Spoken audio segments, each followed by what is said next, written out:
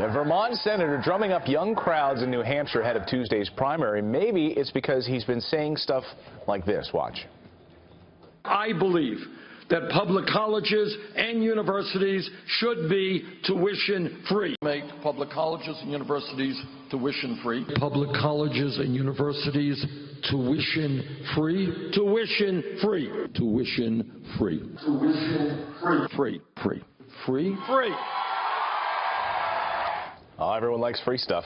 Free sounds pretty good, but at a cost. So who's going to pay for all of this free college? It could cost us that number, $70 billion per year. Brian Brenberg is an associate professor of business and economics at the King's College and the chairman of the program in business and finance, and he joins us to weigh in. $70 billion, that's the cost, Brian? Yeah, I mean, we're talking about $700 to $750 billion over 10 years. Definitely not free, and so the question is who's going to pay for that?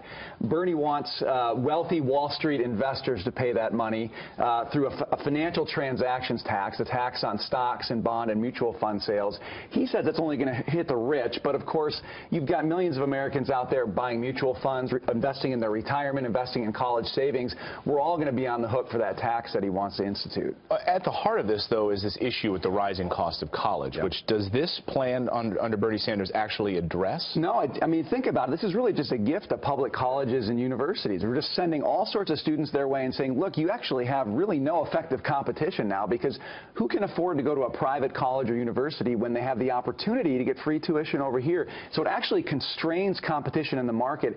That's a recipe for rising costs. It doesn't do anything to fix the underlying problem. Does this demean the value of a college education? Yeah, because you look, nothing in the classroom is free, right? This entitlement mentality that I'm owed an education does nothing for students to help them learn or to grow. You know, as a professor, I spend a lot of time helping students understand there's a difference between showing up in the classroom and actually learning something, right? You've got to invest yourself. You've got to work hard. The entitlement mentality comes into the classroom. If I'm owed an education, guess what? I'm owed a grade as well. And if I'm owed a grade, I'm owed a job. And see, this just really undercuts the ability to go through the educational process. And yet there is the huge problem, of course, students leaving college being saddled with massive debt. Yep.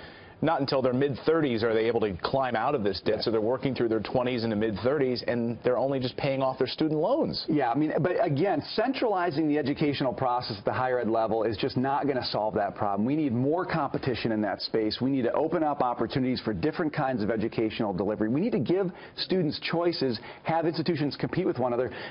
Bernie Sanders is actually moving the other way. He wants to concentrate all of it, give a gift to public college and universities. They're very glad to have it, but I don't think it's going to serve students in the long run. And we see colleges extending, even thinking about Purdue University and others trying to maybe reduce the number of overall years because kids taking classes that they don't even need. Yeah. Intro to folk tales and dance classes to dance to Mariah Carey songs. Ridiculous classes being bundled into college education to expand it to that four-year curriculum. Yeah, it's no surprise that employers look at students coming out of colleges and universities and saying, are they really prepared for the workforce? And I think in a lot of cases the answer is no.